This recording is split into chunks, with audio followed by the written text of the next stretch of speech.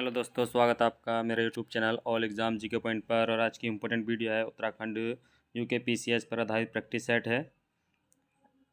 50 question हैं, Uttarakhand exam paper पर आधारित आपके क्वेश्चन होते हैं।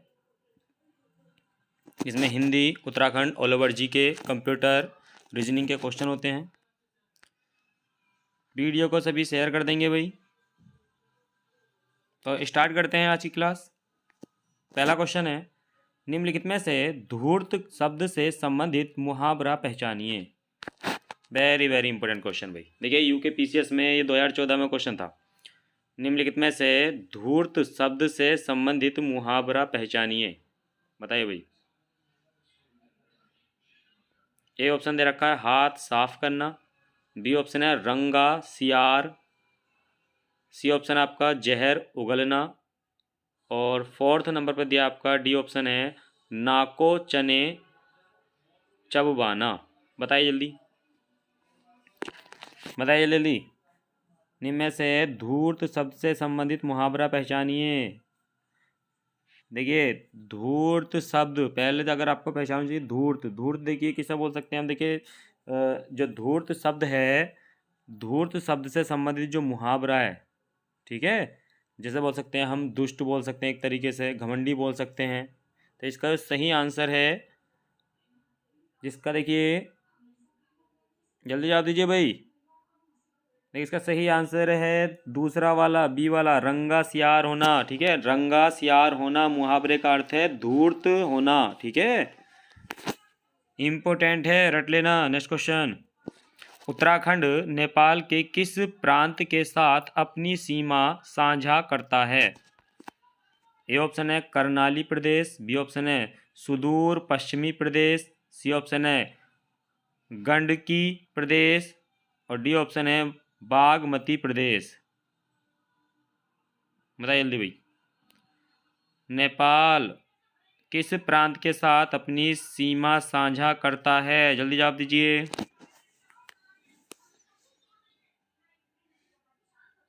देखिए इसका सही आंसर है, जिसका बी है वो सही है भाई। ठीक है, सुदूर पश्चिमी प्रदेश। ठीक है, जो बॉर्डर पे ही है बिल्कुल। नेक्स्ट क्वेश्चन, उत्तराखंड के पहले मुख्य न्यायाधीश के रूप में किसे नियुक्त किया गया था। ये तो बहुत आसान क्वेश्चन है, जल्दी बताइए भाई। उत्तराखंड के पहले मुख्य न्यायाधीश के रूप में किसे नियुक्त किया गया था। ए ऑप्शन है विकास श्रीधर सिरपुरकर, बी ऑप्शन है प्रकाश चंद्र वर्मा, सी ऑप्शन है अशोक अभयेंद्र देसाई, डी ऑप्शन है सरोस होमी कपाड़िया। बताइए भाई जल्दी जल्दी। यह सरोज होमी कपाड़िया है, यहाँ पे सह बन गया था यहाँ पे। ठीक है, वो टाइपिंग में। बताइए जल्दी।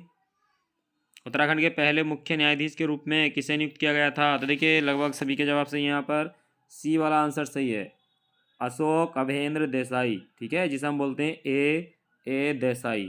ठीक है, नेक्स्ट क्वेश्चन, निम्नलिखित में से किसे उत्तराखंड की पहाड़ियों की रानी के रूप में जाना जाता है। पहाड़ियों की रानी के रूप में जाना जाता है। ए ऑप्शन है मसूरी, बी ऑप्शन है रानीखेत, सी ऑप्शन है श्रीनगर, और डी ऑप्शन है बद्रीनाथ। बताइए जल्दी। उत्तराखंड की पहाड़ों की रानी के रूप में किसे जाना जाता है, जल्दी बताइए।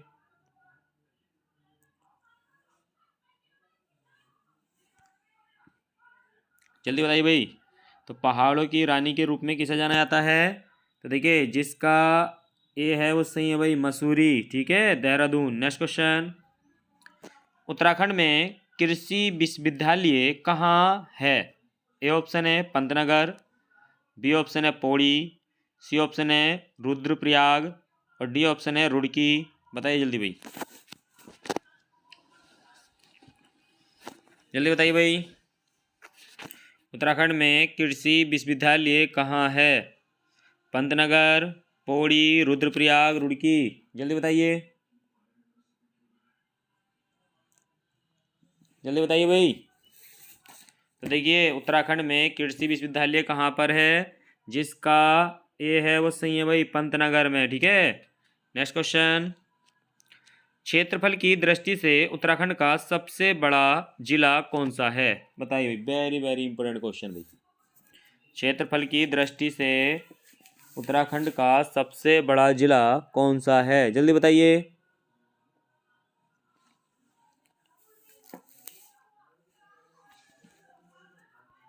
क्षेत्रफल की दृष्टि से उत्तराखंड का सबसे बड़ा जिला, तो देखिए इसका सही आंसर हो जाएगा बी वाला, चमोली। ठीक है, क्षेत्रफल की दृष्टि से उत्तराखंड का सबसे बड़ा जिला कौन सा है भाई? चमोली है, क्योंकि चमोली का क्षेत्रफल है कितना है? 80-30 वर्ग किलोमीटर है। ठीक है, इसमें भी कुछ विवादित क्वेश्चन रहता है। ठीक है, इसमें भी कुछ कहते हैं कि उत्तरकाशी बड़ा है, लेकिन जो किताबों में क्षेत्रफल दे रखा है उस क्षेत्रफल के हिसाब से चमोली जिला ही उत्तराखंड का सबसे बड़ा जिला है। लेकिन जब भी आयोग क्वेश्चन मालूम करेगा तो उत्तरकाशी या चमोली में से कोई एक ही देगा। अगर दोनों ऑप्शन में आते हैं तो आप चमोली को सही करेंगे भाई। ठीक है, देखिए सभी कमेंट बॉक्स में जवाब देंगे भाई। उत्तरकाशी का क्षेत्रफल कितना है? जल्दी बताइए।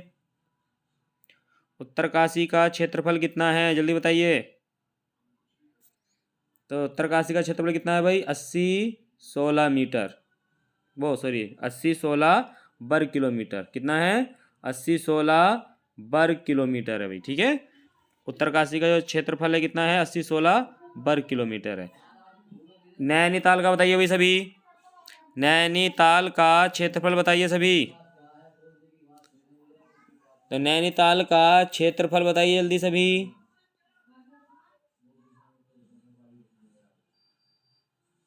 तो नैनीताल का क्षेत्रफल कितना है भाई?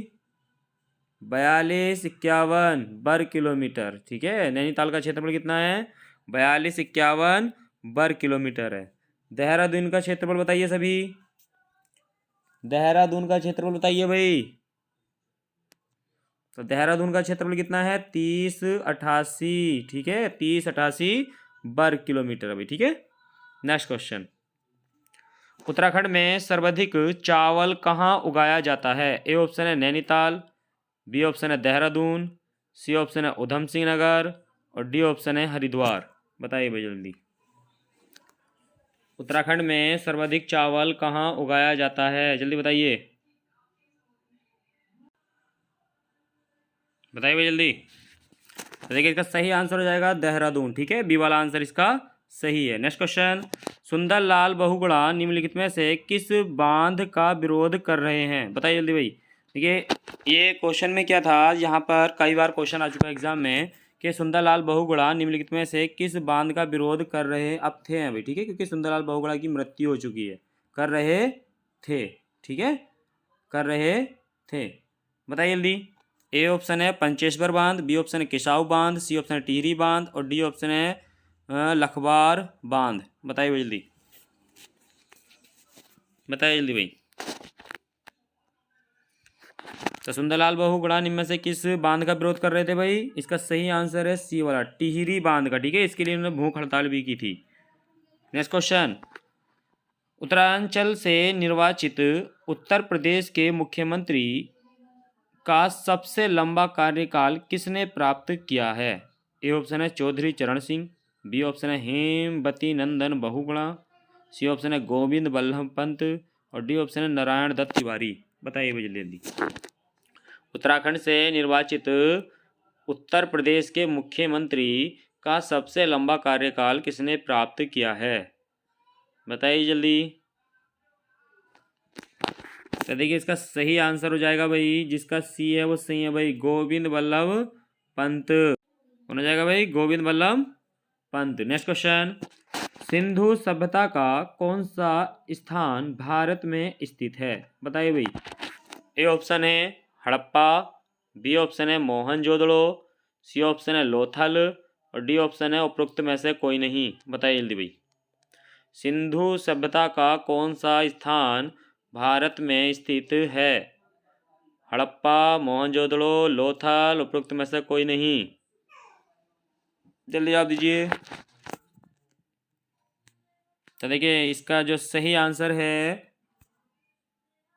इसका सी वाला आंसर सही है भाई, लोथल गुजरात में है। ठीक है, लोथल जो है कहाँ है? गुजरात में है भाई। इसका सी वाला आंसर सही है, क्योंकि जो हड़प्पा है वो भी कहाँ पर है? पाकिस्तान में है।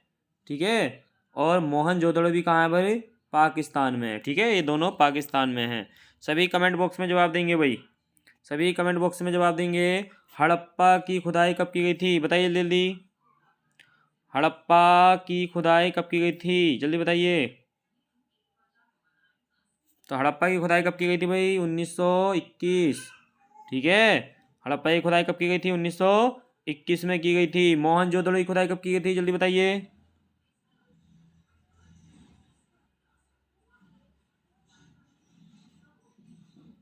जल्दी बताइए भाई, मोहनजोदड़ो की खोज।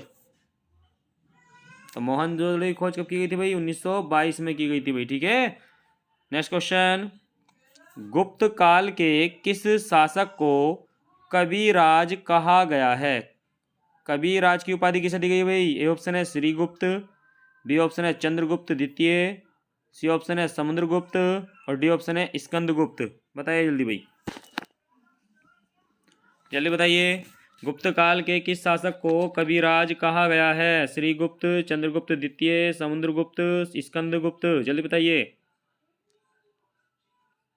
तो किसे कहा गया भाई, तो देखिए इसका सही आंसर हो जाएगा समुद्रगुप्त। सी वाला आंसर इसका सही है। सभी कमेंट बॉक्स में जवाब देंगे भाई।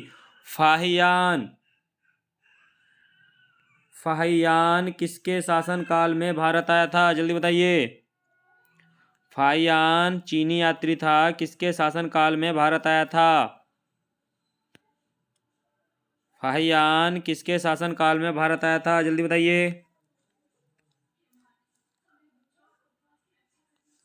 तो फाहियान किसके शासन काल में भारत आया था भाई।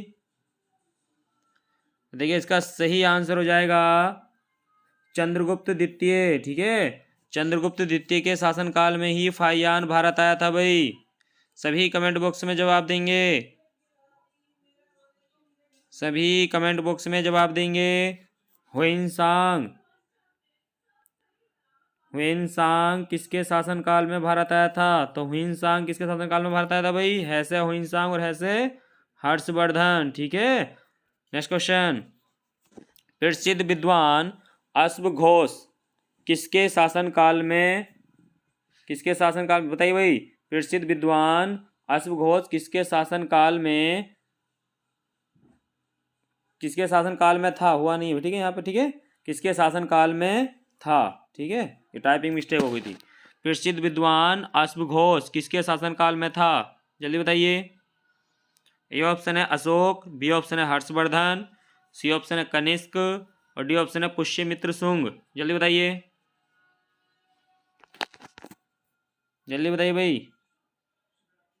तो अश्वघोष देखिए किसके शासन काल में था, जिसका सी एस सही है भाई। ठीक है, क्योंकि जब चौथी बोध संगीति हुई थी लगभग 78 ईस्वी में या प्रथम शताब्दी में, तो चौथी बोध संगीति का जो उपाध्यक्ष था वो कौन था, अश्वघोष था भाई। ठीक है, चौथी बोध संगीति का जो उपाध्यक्ष था वो कौन था, अश्वघोष था भाई।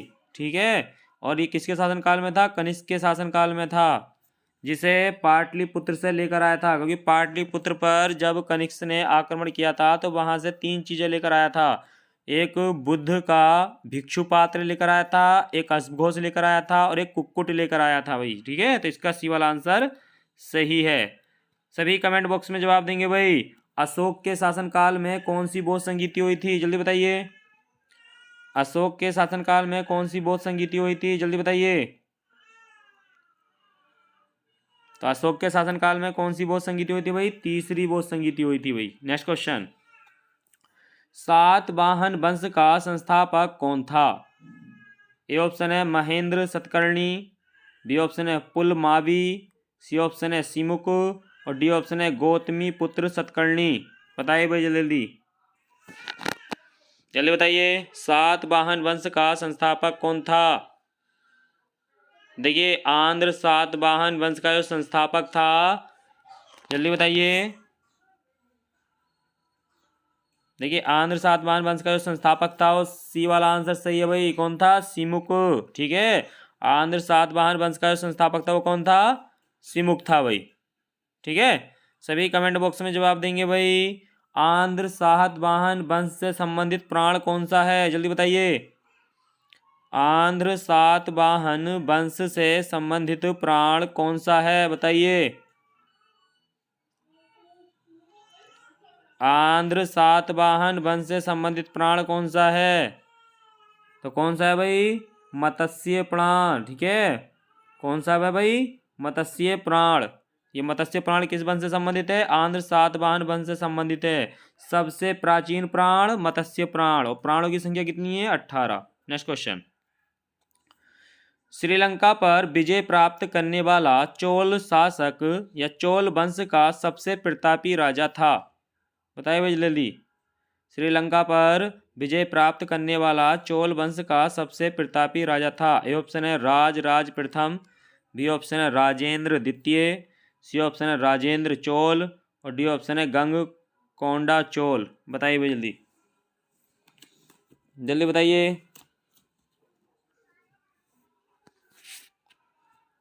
जल्दी बताइए भाई।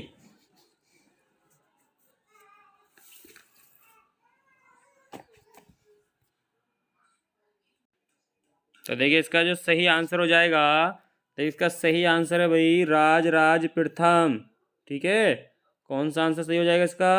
ए वाला आंसर इसका सही है, राज प्रथम। राज प्रथम इसका सही हो जाएगा भाई। ठीक है, क्योंकि इसने श्रीलंका को जीत लिया था, और राज प्रथम ने ही बृहदेश्वर मंदिर का निर्माण कराया था भाई, जिसे हम राजेश्वर मंदिर बोलते हैं। ठीक है, जो तंजौर, ठीक है, तंजौर कहाँ? तमिलनाडु। तंजौर का राजेश्वर मंदिर जो बनवाया था किसने? राज प्रथम ने बनवाया था, और जिसे अब हम क्या कहते हैं? बृहदेश्वर मंदिर। ठीक है, जो एक शिव मंदिर है। नेक्स्ट क्वेश्चन, जैन दा अवस्था निम्न में से किसकी पवित्र पुस्तक है? ए ऑप्शन है पारसी, बी ऑप्शन है जैन, सी ऑप्शन है यहूदी, और डी ऑप्शन है बौद्ध। बताइए भाई जल्दी। जैन दावस्था निम्न में से किसकी पवित्र पुस्तक है? जल्दी बताइए। तो जैन दावस्था किसकी पवित्र पुस्तक है भाई? ये पारसी धर्म की है भाई। ठीक है, पारसी धर्म की सबसे धार्मिक पुस्तक है। जैसे कि हिंदू धर्म में गीता होती है, ईसाई में बाइबिल, मुस्लिम में कुरान शरीफ, तो इस तरीके से पारसी में कौन सी होती है? जिंदा अवस्था। ठीक है, नेक्स्ट क्वेश्चन, गुप्त शासन के दौरान निम्न में से ऐसा व्यक्ति कौन था जो एक महान खगोल विज्ञानी तथा गणितज्ञ था? ए ऑप्शन है भानुगुप्त, बी ऑप्शन है बाघभट्ट, सी ऑप्शन है आर्यभट्ट, और डी ऑप्शन है बरहा मिहिर। बताइए भाई जल्दी जल्दी। गुप्त शासन के दौरान निम्न में से ऐसा व्यक्ति कौन था जो एक महान खगोल विज्ञानी तथा गणितज्ञ था? जल्दी बताइए भाई। भानुगुप्त, बाघभट्ट, आर्यभट्ट, बरहा मिहिर। जल्दी बताइए भाई। तो देखिए इसका सही आंसर हो जाएगा, जिसका सी है वो सही है भाई, आर्यभट्ट। ठीक है, इसका सी वाला आंसर सही हो जाएगा भाई। सभी कमेंट बॉक्स में जवाब देंगे भाई। बरहा मिहिर किस गुप्त शासक के दरबार में रहता था भाई? बताइए जल्दी। बरहा मिहिर किस गुप्त शासक के शासनकाल में रहता था? जल्दी बताइए।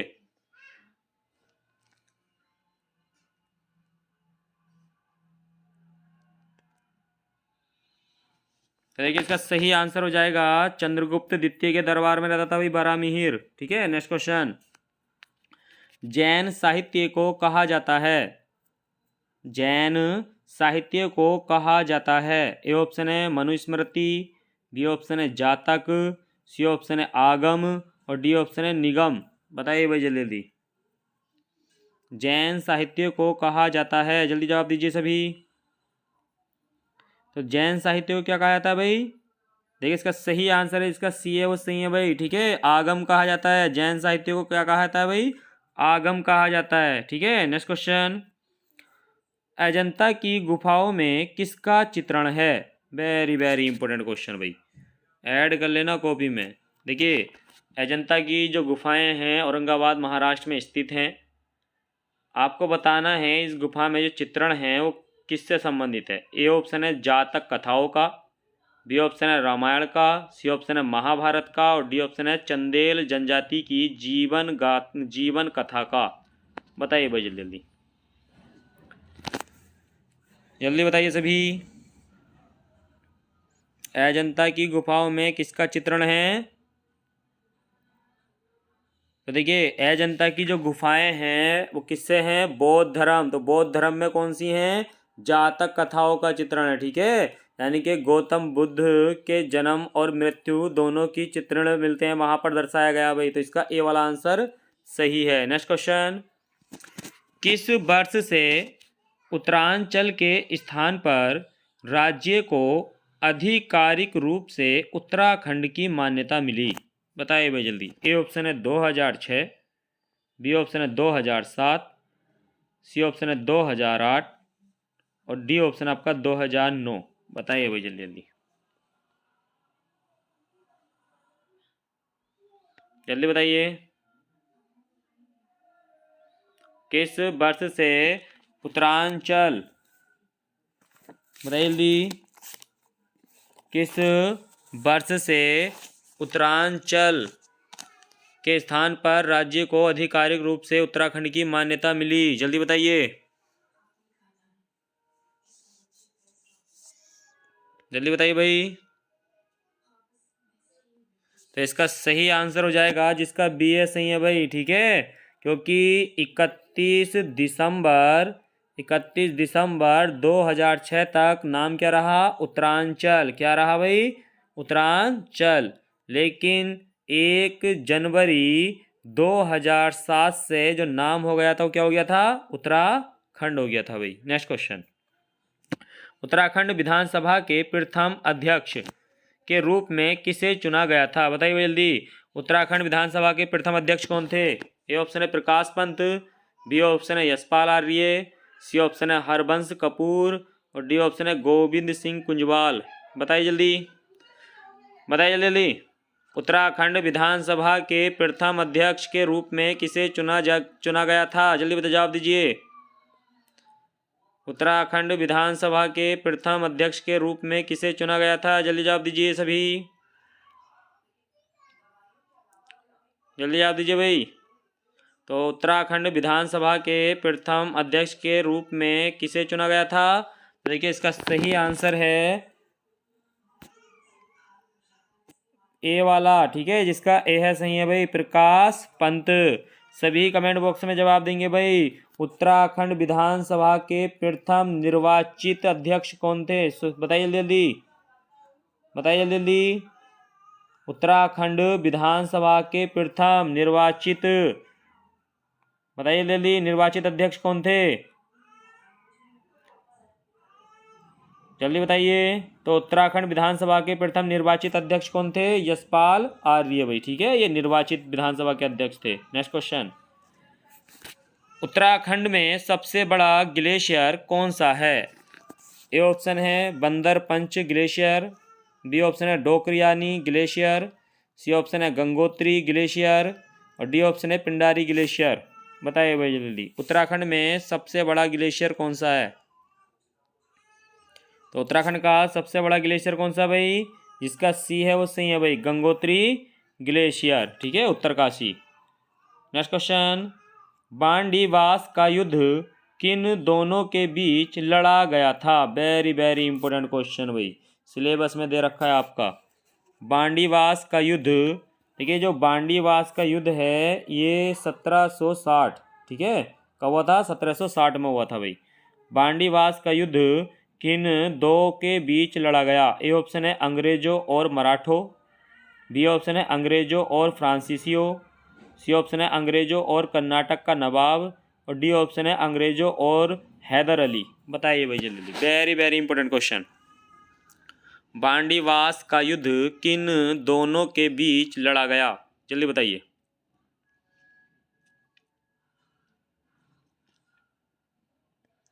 जल्दी बताइए। बांडीवास का युद्ध किन दोनों के बीच लड़ा गया? जल्दी बताइए। तो देखिए इसका सही आंसर है बी वाला भाई, ठीक है, अंग्रेजों और फ्रांसीसियों के बीच हुआ था, ठीक है, जिसमें फ्रांसीसी पराजित हो गए थे, ठीक है, और 1760 में हुआ था। तो अंग्रेजों और फ्रांसीसी नहीं आता तो फ्रेंच लिखा हुआ आता है भाई, ठीक है, क्या आएगा? फ्रेंच, अंग्रेजों और फ्रेंच के बीच हुआ था। नेक्स्ट क्वेश्चन, फ्रांसीसी क्रांति किस वर्ष हुई थी? देखिए बताइए जल्दी, फ्रांसीसी क्रांति किस वर्ष हुई थी भाई? Very very important question. फ्रांसीसी क्रांति किस वर्ष हुई थी? जल्दी बताइए। 1917, बी ऑप्शन है 1911, सी ऑप्शन है 1789 और डी ऑप्शन आपका 1790। बताइए जल्दी भाई। फ्रांसीसी क्रांति आपके सिलेबस में दे रखा है, ठीक है।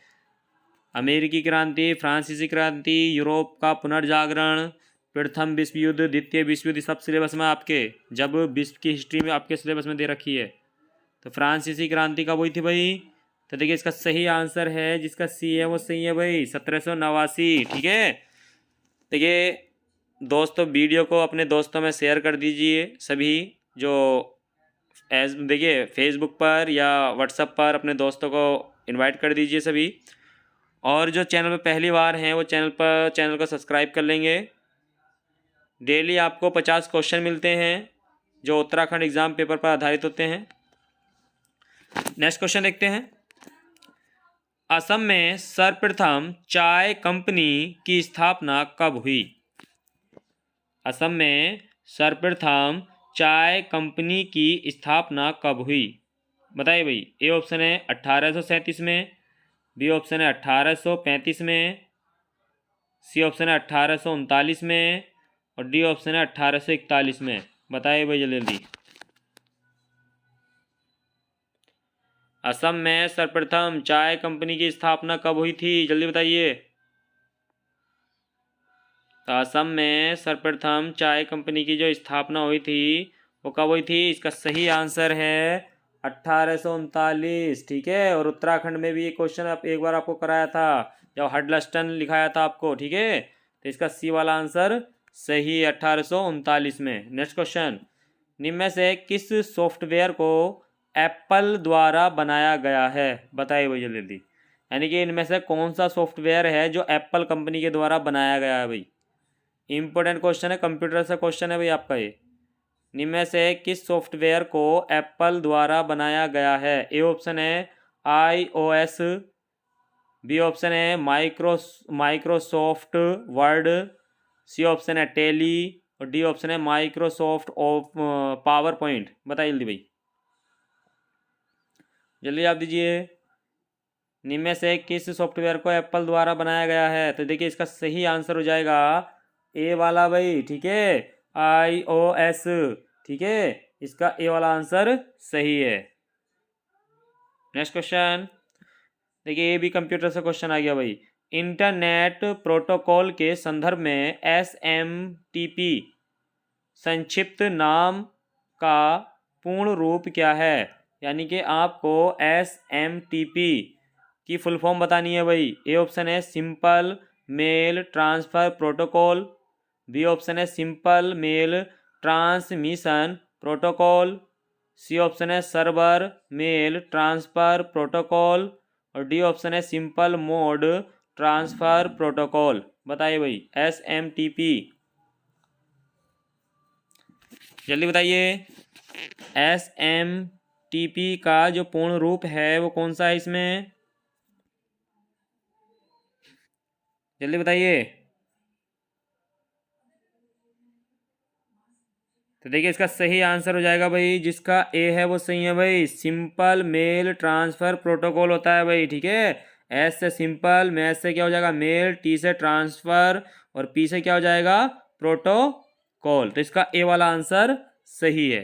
नेक्स्ट क्वेश्चन, भारतीय संविधान के किस भाग में नगर पालिकाओं के बारे में बताया गया है? बताइए भाई जल्दी। भारतीय संविधान का कौन सा भाग है जिसमें नगर पालिकाओं के बारे में बताया गया है? जल्दी बताइए, जल्दी बताइए भाई। तो भारतीय संविधान के किस भाग में नगर पालिकाओं के बारे में बताया गया भाई? तो देखिए जिसका डी है वो सही है भाई, भाग 9A, ठीक है, भाग 9A। तो इसका डी वाला आंसर सही है। देखिए भाग 9 में देखिए देखिए यहाँ पर एक तो आता आपका, हाँ भाग नौ, एक तो आता आपका भाग नौ। भाग नौ में क्या आता है? पंचायतें, ठीक है। भाग नौ में क्या आता है? पंचायतें। लेकिन भाग नौ ए में क्या आता है भाई? भाग नौ ए में क्या आता है? नगर पालिका, नगर निगम, यानी कि शहरी स्वशासन भाग नौ ए में आता है, पंचायत भाग नौ में आती है भाई, ठीक है। नेक्स्ट क्वेश्चन, संविधान सभा की प्रथम बैठक कब हुई थी? ए ऑप्शन है 9 दिसंबर 1946, बी ऑप्शन है 11 दिसंबर 1946, सी ऑप्शन है 13 दिसंबर 1946 और डी ऑप्शन है 21 दिसंबर 1946। बताइए जल्दी भाई। संविधान सभा की प्रथम बैठक, तो इसका सही आंसर है भाई, देखिए 9 दिसंबर 1946। जिसका ए है वो सही है भाई। 9 दिसंबर 1946 को संविधान सभा की पहली बैठक हुई थी। 11 दिसंबर 1946 को संविधान सभा की दूसरी बैठक हुई थी और 13 दिसंबर 1946 को संविधान सभा की तीसरी बैठक हुई थी, ठीक है। पहली, दूसरी और तीसरी बैठक हुई, ठीक है। नेक्स्ट क्वेश्चन, लोथल का गोदीवाड़ा अच्छी तरह जुड़ा हुआ था। बताइए भाई जल्दी जल्दी। लोथल का गोदीवाड़ा, क्योंकि लोथल से जो साक्ष्य मिले हैं, किसके साक्ष्य मिले हैं भाई? गोदीवाड़ा के साक्ष्य मिले हैं। तो ये जो गोदीवाड़ा था वो किस नदी से जुड़ा हुआ था? बताइए जल्दी। ए ऑप्शन है भोगवा नदी से, बी ऑप्शन है भीमा नदी से, सी ऑप्शन है नर्मदा नदी से और डी ऑप्शन है ताप्ती नदी से। बताइए जल्दी भाई, बताइए जल्दी, जल्दी बताइए भाई। तो लोथल किस नदी पर है भाई? जिसका ए है वो सही है भाई, भोगवा नदी, ठीक है। किस नदी पर था? भोगवा नदी। तो गोदीवाड़ा भी किस पर था? भोगवा नदी से जुड़ा था भाई। नेक्स्ट क्वेश्चन, सिंधु घाटी सभ्यता में अग्नि पूजा किस स्थान पर खोजी गई अग्नि वेदी से सिद्ध होती है? बताइए भाई कि सिंधु घाटी सभ्यता के लोग अग्नि पूजा किया करते थे, तो ये जो सिद्ध होती है कौन सा स्थान था जहाँ से अग्नि वेदी के जो अग्नि वेदी के साक्ष्य मिले हैं? बताइए जल्दी भाई। ए ऑप्शन है आलमगीरपुर, बी ऑप्शन है सुरकोतदा, सी ऑप्शन है कालीबंगा और डी ऑप्शन है चन्हुदड़ो। बताइए जल्दी भाई, अग्नि वेदी कहाँ से मिली हैं? तो अग्नि वेदी कहाँ से मिली हैं? जिसका सी है वो सही है भाई, कालीबंगा से मिली है भाई, ठीक है। इसका सी वाला आंसर सही है। कालीबंगा का अर्थ होता है काले रंग की चूड़ियाँ। नेक्स्ट क्वेश्चन, अधोलिखित में से कौन पश्चिमी हिंदी की बोली नहीं है? पश्चिमी हिंदी की बोली नहीं है। ए ऑप्शन है बुंदेली, ब्रज, कन्नौजी, बघेली। बताइए भाई जल्दी जल्दी। अधोलिखित में से कौन पश्चिमी हिंदी की बोली नहीं है? जल्दी बताइए। तो पश्चिमी हिंदी की बोली नहीं है भाई, कौन सी नहीं है? इसका डी वाला आंसर सही है भाई, ठीक है, बघेली। नेक्स्ट क्वेश्चन, हिंदी भाषा के विकास का सही अनुक्रम है। वेरी वेरी इंपॉर्टेंट क्वेश्चन है, स्क्रीनशॉट ले लेना, कॉपी में ऐड कर लेना, ये मिलेगा एग्जाम में, ठीक है। और यूकेपीसीएस इस एग्जाम में देखिए, यूकेपीसीएस इस तरह के क्वेश्चन बहुत रखता है। हिंदी भाषा के विकास का सही अनुक्रम बताना है भाई। ए ऑप्शन है पाली, देखिए पाली, प्राकृत, अपभ्रंश, हिंदी। बी ऑप्शन है प्राकृत, अपभ्रंश, हिंदी, पाली। सी ऑप्शन है अपभ्रंश, पाली, प्राकृत, हिंदी और डी ऑप्शन है हिंदी, पाली, प्राकृत, अपभ्रंश। बताइए भाई जल्दी। तो देखिए इसका सही आंसर हो जाएगा, इसका ए है भाई, ठीक है। सबसे पहले देखिए यहाँ पर संस्कृत भी आएगी लिखा हुई, देखिए सबसे पहला होती है संस्कृत, संस्कृत से बनी पाली, पाली से प्राकृत, प्राकृत से अपभ्रंश और अपभ्रंश से अबहट, अबहट से क्या आती है? हिंदी। लेकिन ये चार का क्रम एग्जाम में अधिकतर आता है, इसका ए वाला आंसर सही है। नेक्स्ट क्वेश्चन, हिंदी दिवस मनाया जाता है। बताइए भाई जल्दी जल्दी। हिंदी दिवस मनाया जाता है। ए ऑप्शन है 11 जून को, बी ऑप्शन है 14 सितंबर को, सी ऑप्शन है 20 सितंबर को, डी ऑप्शन है 10 अक्टूबर को। बताइए जल्दी। तो देखिए इसका सही आंसर हो जाएगा 14 सितंबर, बी वाला आंसर इसका सही है भाई, ठीक है। नेक्स्ट क्वेश्चन, निम्नलिखित में कौन सी मानक भाषा नहीं है? बताइए भाई जल्दी। निम्नलिखित में से कौन सी मानक भाषा नहीं है? ए ऑप्शन है अंग्रेजी, बी ऑप्शन है हिंदी, सी ऑप्शन है उर्दू और डी ऑप्शन है अवधी। तो देखिए इसका सही आंसर हो जाएगा, जल्दी आप दीजिए भाई।